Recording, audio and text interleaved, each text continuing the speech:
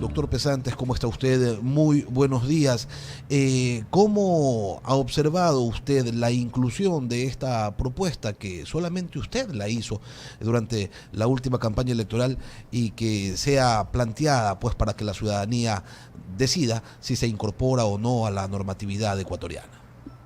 Muy buenos días, Lenín, muy buenos días a todos los oyentes de Huancavelica. Un placer de saludarles desde acá, desde la ciudad de Quito. Gracias por la posibilidad de aclarar este tema respecto de la consulta popular. En efecto, Unión Ecuatoriana Listas 19 decidió apoyar todas las preguntas que ha hecho el presidente de la República en esta consulta popular, como un paso en la democratización, en la institucionalidad del país, porque desgraciadamente en la última década la poca institucionalidad que hemos tenido ha sido realmente evaporada, vapuleada, destrozada por el régimen anterior, de manera que esa precisión como premisa general. En segundo lugar, vemos nosotros positivo que el gobierno incluya preguntas como la que usted hace referencia, preguntas relativas a establecer mecanismos idóneos en la lucha contra la corrupción, que ha sido en el Ecuador permanente, que ha sido una pandemia, pero que hemos visto con sorpresa como los últimos años se ha incrementado a niveles realmente insostenibles, diría, intolerables. La corrupción nunca será tolerable, pero ha alcanzado límites realmente pavorosos. Lo que se está haciendo en la pregunta de la referencia es incluir más delitos. Recuerde usted que ya está en la Constitución aquello conocido como muerte política. Equivocadamente se dice que es la muerte civil. Aquí es una muerte política, que significa que los ciudadanos que han recibido sentencia condenatoria por delitos de corrupción, llámese cohecho, concusión, peculado, enriquecimiento ilícito, ellos no pueden volver a ocupar puestos públicos. Entonces lo que está haciéndose es incrementar la sanción a otros delitos que no constaban ya en la Constitución, que no constaban. Estos son el testaferrismo, el lavado de activos, entre otros. Se añadieron 5 delitos más. Esto es lo que se consulta. Se endurece en definitiva las penas también. Esta es una medida, si cabe, preventiva, pedagógica, en definitiva, para que quizá no se vuelvan a repetir esta clase de delitos. Pero aquí cabe la aclaración, faltan mecanismos para combatir la corrupción. Una de ellas es la que usted hace referencia, la ley de extinción de dominio, que yo presenté a la Asamblea Nacional hace 8 años, pero desgraciadamente aliados de país o militantes de país negaron esa posibilidad, y también otros sectores de los partidos tradicionales. Me permito hacer esta precisión de que no consta en la consulta popular esta posibilidad, no consta. Lo que sucede es que el actual fiscal, un acto que me parece positivo, que hay que destacarlo, el doctor Bacamanchena, ha decidido presentar, y así lo hizo hace cerca de un mes, ha ido a la Asamblea Nacional y ha dicho: señores, necesito que esta ley de extinción o proyecto de ley de extinción de dominio sea aprobada por ustedes como un mecanismo más de lucha contra la corrupción, lo cual, insisto, me parece positivo. Rápidamente, Lenín, la ley de extinción de dominio significa que se pueda rescatar para el Estado ecuatoriano los bienes mal habidos de la corrupción, sin esperar tanto tiempo que dura el juicio penal. Es decir, es un proceso legal, no es un arbitrio que quede en manos del fiscal o de alguna autoridad, no. Es un proceso que máximo dura 2-3 meses, y en 2 o 3 meses el Estado puede recuperar los bienes, insisto, de no solamente producto de la corrupción, sino de narcotráfico, de trata de personas, es decir, esos delitos transnacionales. Ahora, esperamos que la Asamblea Nacional lo apruebe. Ya se han levantado una que otra voz, así como lo hicieron hace 8 años, oponiéndose. Yo no sé en qué piensan los legisladores. Se dice que que puede ser inconstitucional, pero si existe una ley modelo recomendada por las Naciones Unidas, entonces ¿de qué inconstitucionalidad estamos hablando? Si países como Colombia, como Perú, como España, muchos países lo tienen.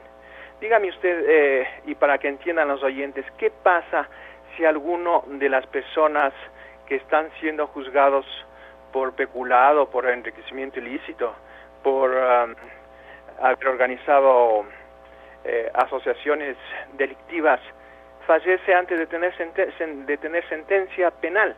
¿Qué sucede?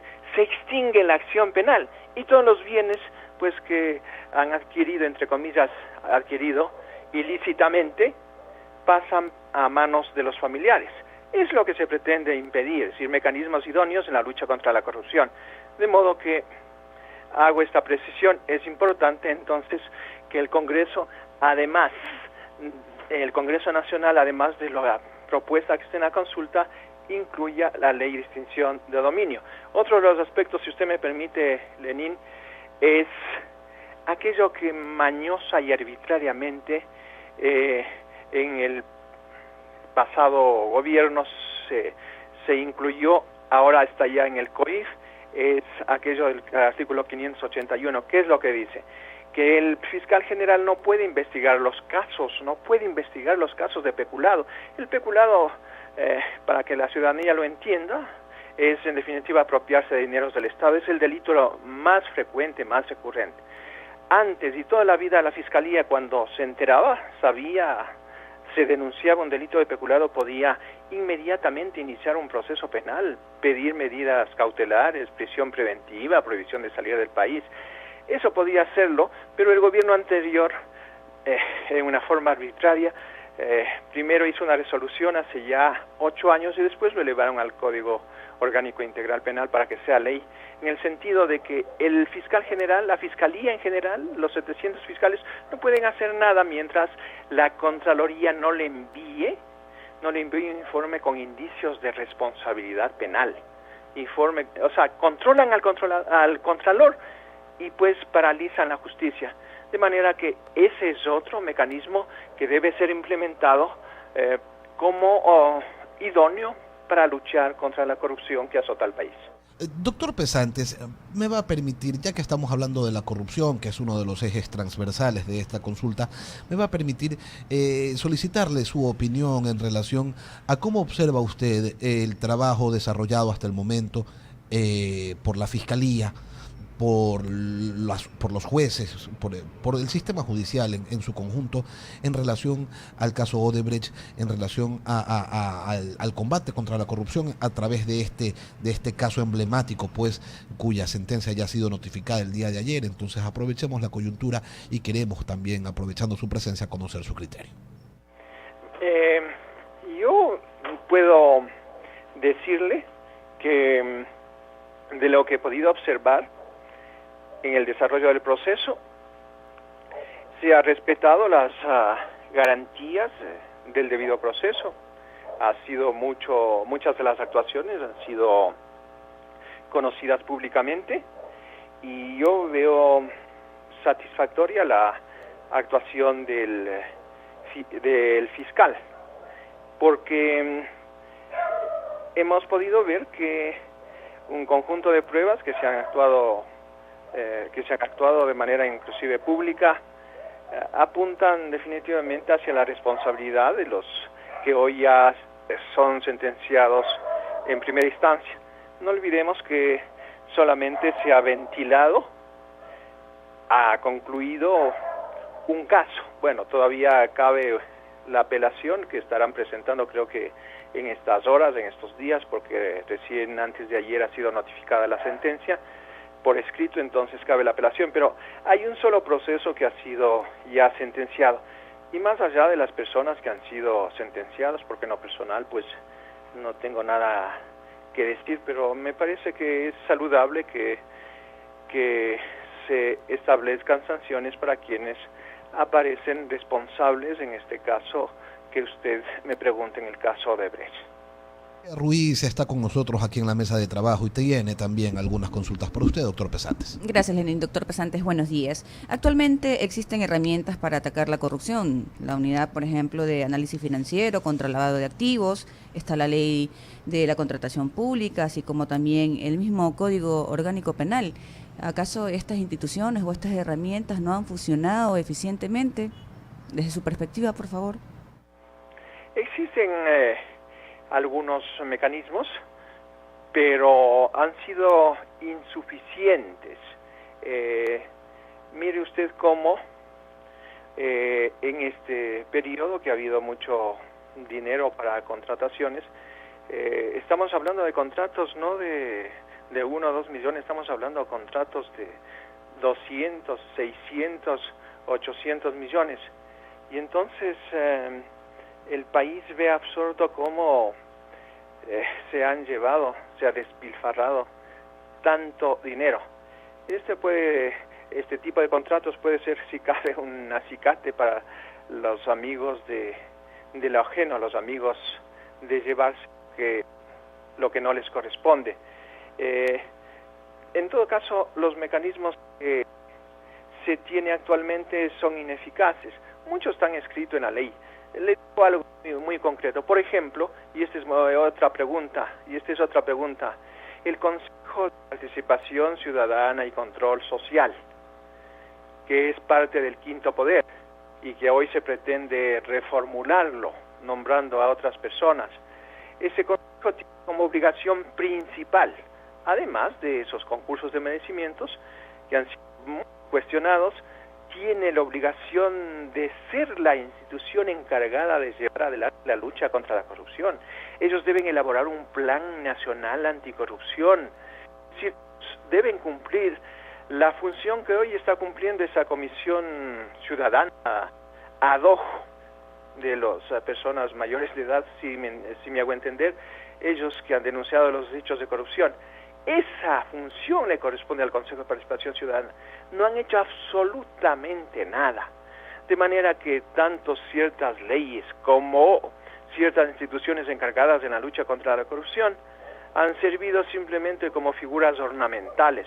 Por eso a mí me parece importante que el presidente de la República haya decidido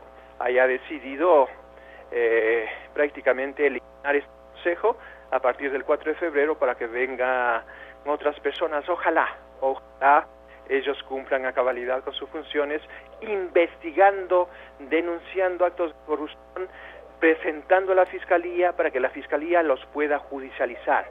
En los 8 años que tiene el Consejo de Participación Ciudadana, de los anteriores miembros y de los miembros actuales, no han hecho nada o casi nada en la lucha contra la corrupción. Por ahí han pasado personajes que realmente mucho que decir. Secretaria anticorrupción, la primera fue una señora Lucy Blasia, que ha pasado por una serie de puestos en este gobierno sin hacer absolutamente nada. De la Secretaría Ejecutiva del Consejo de Participación Ciudadana, le premiaron enviándole a la Corte. De la Corte salió y ahora es subsecretaria de Justicia. En fin, no quiero hablar de personas, pero esta es una figura emblemática caracterizada por sus omisiones legal y constitucional de denunciar, de hacer algo en la lucha contra la corrupción.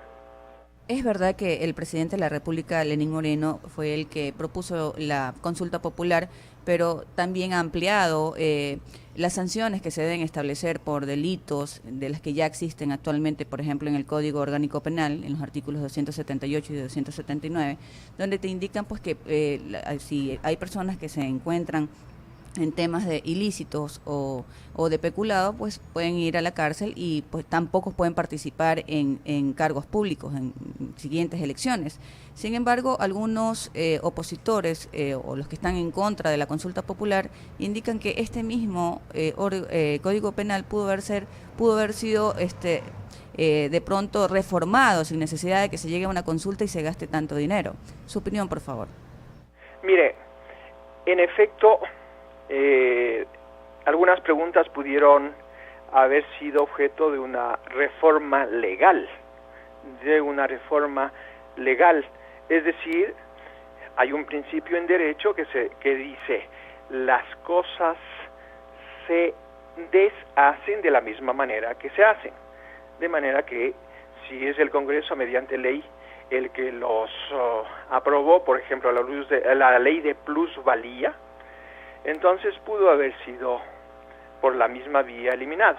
Pero si el presidente iba a hacer una enmienda, es decir, ya cambios constitucionales, en ese caso, pues el presidente aprovechó para enviar dos preguntas que bien pudieron haber sido hechas mediante ley.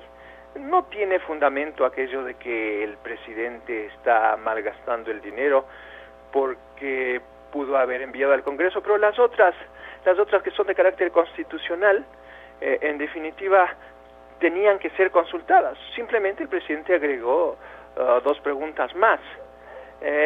¿Para qué? Para darles mayor legitimidad, mayor fuerza. La legitimidad que viene con la consulta popular, que es el mecanismo más claro, más democrático, que hay más democrático que consultar al pueblo. De manera que están buscando una serie de subterfugios para tratar de deslegitimar la consulta popular, y he escuchado decir cosas tan absurdas, si usted me permite, si me permite Lenín, decir cosas absurdas como que el pueblo ecuatoriano no entiende o fuera tonto, venir a decir que el hecho de que se impida la reelección es antidemocrático. ¿Cómo ha de ser antidemocrático eliminar la reelección indefinida? La reelección indefinida es sinónimo de monarquía.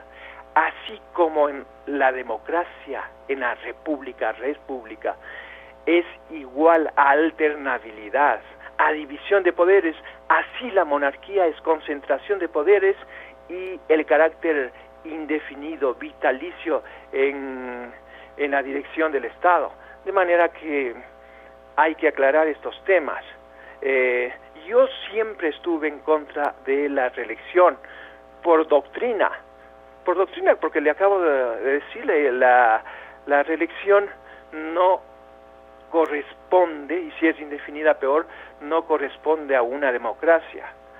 Hemos visto aquí en el país cómo los caudillos populistas terminaron mal, pretendiendo reelegirse desde el tiempo de Flores, y caudillos de la jerarquía que hicieron cosas importantes como García Moreno, Eloy Alfaro, terminaron mal por pretender perpetuarse en el poder. Doctor Pesantes, qué gusto haber podido dialogar con usted. Queremos agradecer sus criterios. Tenemos un compromiso publicitario que atender.